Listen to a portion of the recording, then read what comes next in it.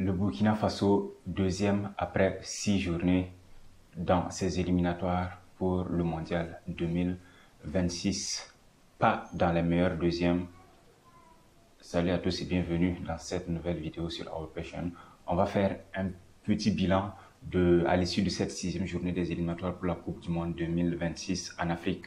Notamment, on va parler du Burkina Faso par lequel on va commencer à l'issue de cette 6e journée des éliminatoires pour la Coupe du Monde 2026. Le Burkina Faso remonte à la 2e place avec 11 points, 2 victoires, 6 points pris sur 6 possibles.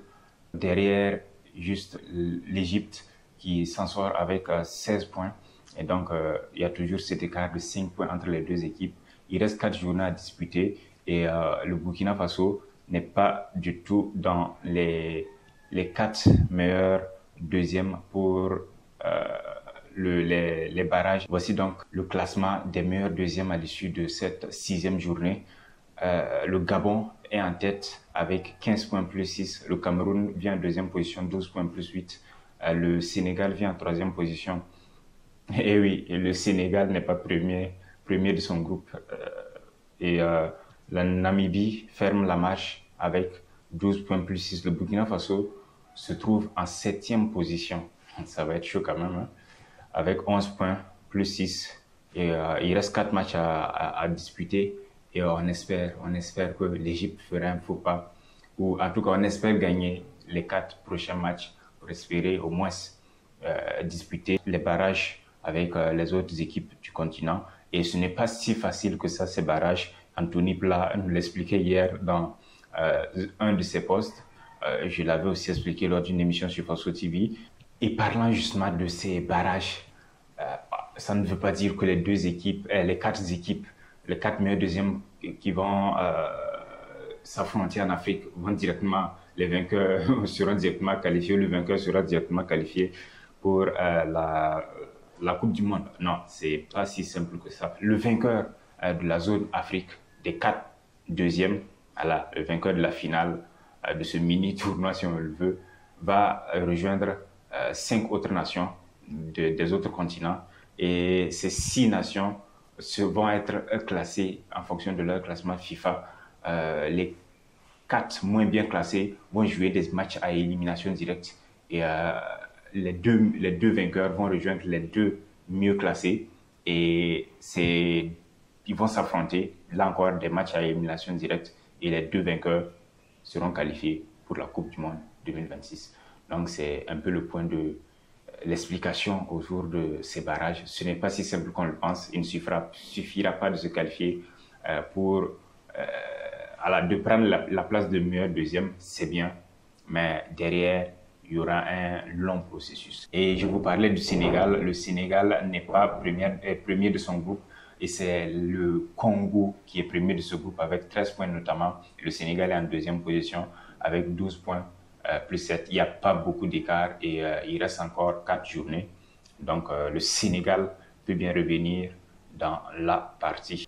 Donc pour l'instant, voici, si on devait en rester là en Afrique, voici les 9 équipes qualifiées directement. Il s'agirait de l'Égypte qui est première du groupe du Burkina Faso, le Congo, l'Afrique du Sud, le Cap-Vert. Le Cap-Vert, premier de son groupe. Intéressant. Le Maroc, la Côte d'Ivoire évidemment, l'Algérie, la Tunisie et le Ghana. Le Ghana qui est revenu en force après la désillusion pour la qualification à la Coupe d'Afrique des Nations Maroc 2025. Le Ghana qui a pris 6 points lors de cette trêve internationale. Voilà, je termine cette vidéo en revenant sur le Burkina Faso. J'ai commencé avec le Burkina Faso, évidemment. Je conclue avec le Burkina Faso et on va parler d'un esprit de... J'ai fait des captures de commentaires que je veux commenter. C'est bizarre. Voilà, de commentaires que je veux commenter suite au match des étalons. Je vous lis des commentaires à la fin du match. Voilà, des commentaires sur le jeu des étalons que certains ont trouvé pas très convaincant.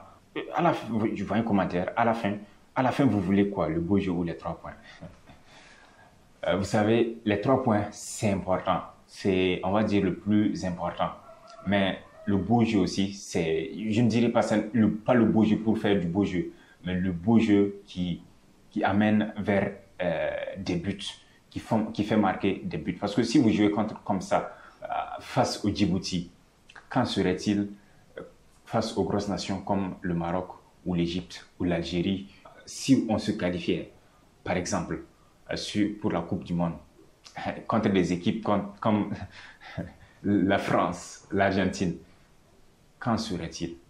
Voilà, c'est là que cette notion de beau jeu intervient, à mon avis. Parce que oui, il faut des victoires, mais il faut que le jeu soit convaincant. Voilà, vous avez vu ce match de l'Algérie contre le Brésil. Voilà, le Brésil l'a payé cher. L'Argentine avait le pied sur le ballon, ils ont contrôlé le match de bout en bout. Le Brésil a passé son temps à courir. Mais c'est difficile. Ça, c'est le Brésil en face. Imaginons le Burkina Faso contre une équipe de l'Argentine. Voilà, avec ce jeu, en tout cas, je ne dis pas il y a du talent, les jeunes peuvent mieux faire. Je me dis c'est peut-être parce que ils ne jouent pas régulièrement ensemble, parce que généralement, à chaque regroupement, c'est presque il y a beaucoup de changements, il y a de nouveaux qui intègrent le 11 de départ, donc il n'y a pas vraiment une équipe type pour l'instant. On espère que ça va s'améliorer. Sur un autre commentaire sur Hassan Bandé, je vois une des personnes qui a manifesté son mécontentement et il y a un qui répond encouragez-les au lieu de les dénigrer.